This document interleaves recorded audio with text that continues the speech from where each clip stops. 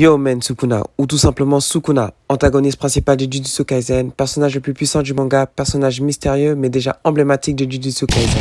Yo mes exercices, c'est l'ermite cosmique et aujourd'hui petite vidéo pour t'éclairer sur Sukuna, ses origines, sa force mais aussi son futur. Avant ça, je compte sur vous pour liker, partager, merci du soutien, ça fait plaisir. C'est parti. Allez.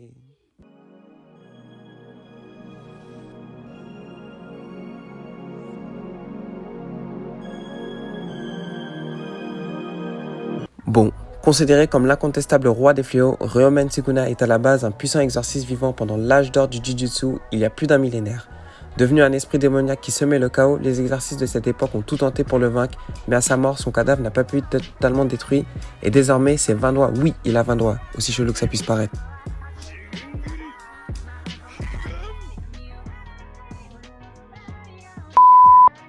Ces 20 doigts sont conservés au fil du temps dans la cire funéraire et sont considérés aujourd'hui comme des reliques inestimables dans le monde de Jujutsu.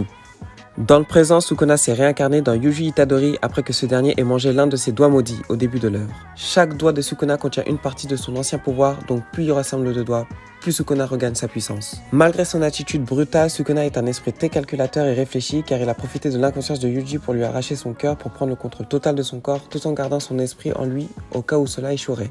Il profitera de ce moment pour établir un contrat avec Yuji et mettre en place son plan pour assurer son retour. Sukuna est un fléau de classe S dont la puissance lui vaut le titre de roi incontestable des fléaux. Il possède des capacités et des réflexes supérieurs à la moyenne, il dispose d'une force et d'une vitesse accrue. Lors de son combat contre Megumi, Sukuna nous a montré qu'il dispose d'une vitesse incroyable que même son adversaire n'a pas le temps de réaliser qu'il s'est déplacé. Il peut facilement tuer n'importe quel adversaire et ce qui en fait un adversaire très dangereux.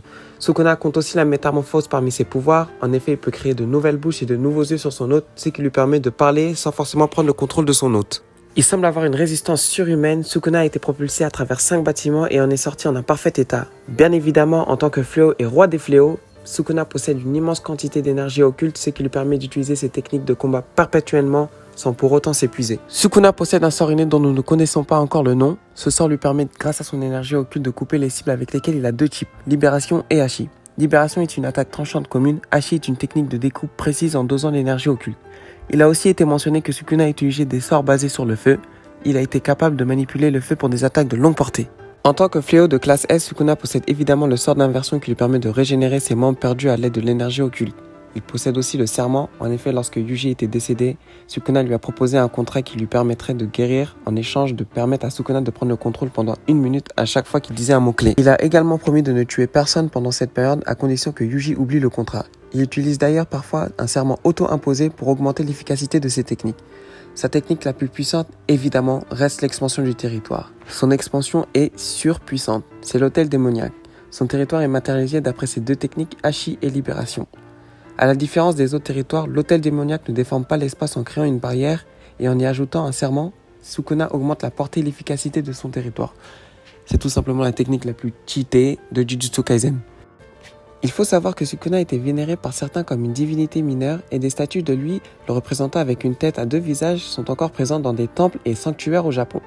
D'après le dernier sondage de popularité des personnages de Jujutsu Kaisen, Sukuna est classé 10e, ce que je ne comprends pas, mais au calme, vous allez grandir, vous allez apprécier et bientôt il va passer premier.